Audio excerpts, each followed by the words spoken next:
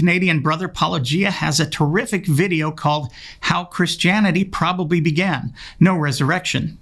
It's his hypothetical explanation for the rise of Christianity, which requires no supernatural events, including, obviously, the resurrection.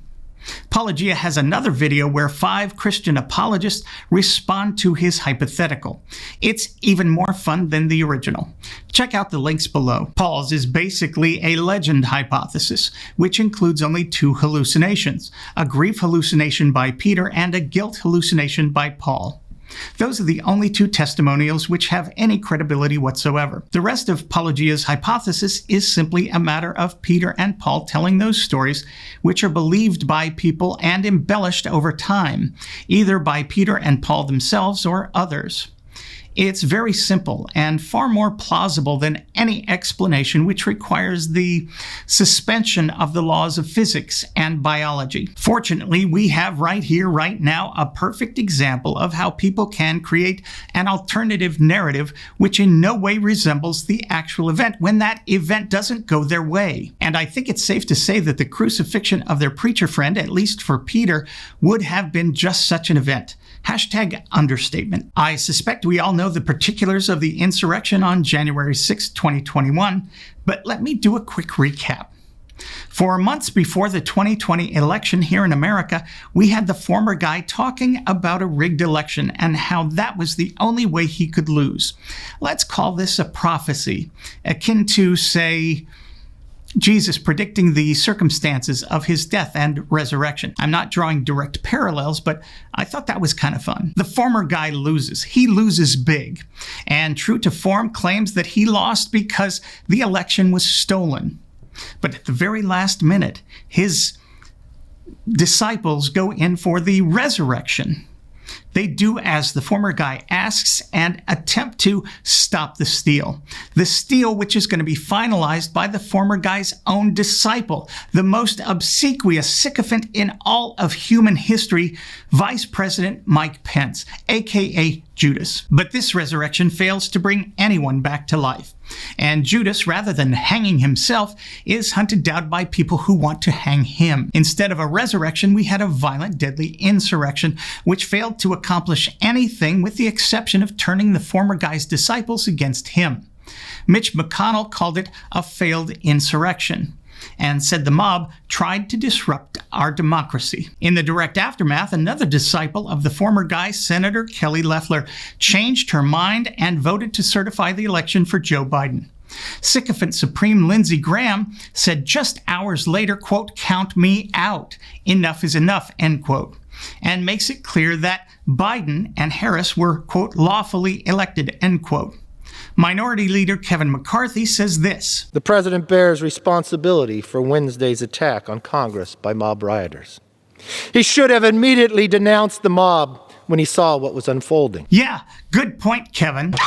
Senate Minority Leader Mitch McConnell puts it this way weeks later. They did this because they'd been fed wild falsehoods by the most powerful man on earth. Because he was angry he'd lost an election.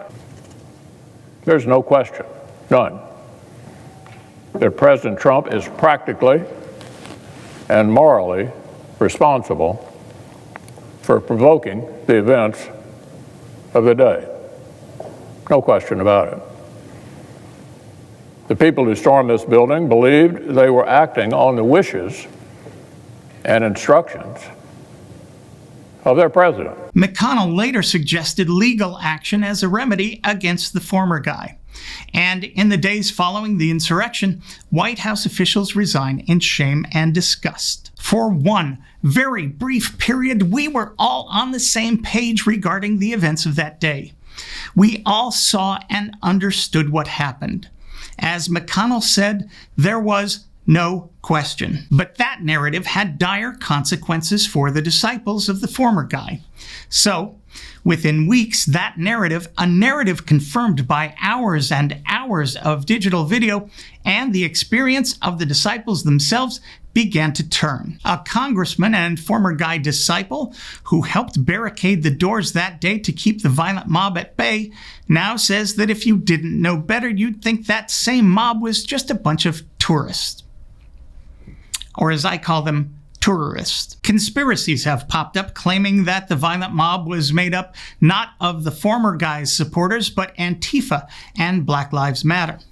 Others have now suggested that the whole thing was a plot by the FBI. And various people have taken a woman killed breaking into the Capitol that day and turned her into a martyr and patriot. All of this in just 7 months. Imagine what could have happened to a narrative regarding a failed and crucified preacher after 30, 40, 50, 60 years. Imagine what could have happened to that narrative in a world without the Wall Street Journal, the New York Times, or Josephus there to document things. Imagine what could have happened to that narrative in a world without digital video, or the live broadcast many of us watched ourselves that very day. Imagine what might have happened to that narrative in a world full of people who know nothing about the way the world actually works, where people are overwhelmingly illiterate, uneducated, and prone to superstition. There's an apologetic thread among Christians called the minimal facts argument. I need only one minimal fact to demonstrate that a reimagined narrative is far more likely than a miraculous resurrection. Human beings don't want unpleasant truths to be true. And however evident, people will spin such unpleasantries into something which in no way resembles reality.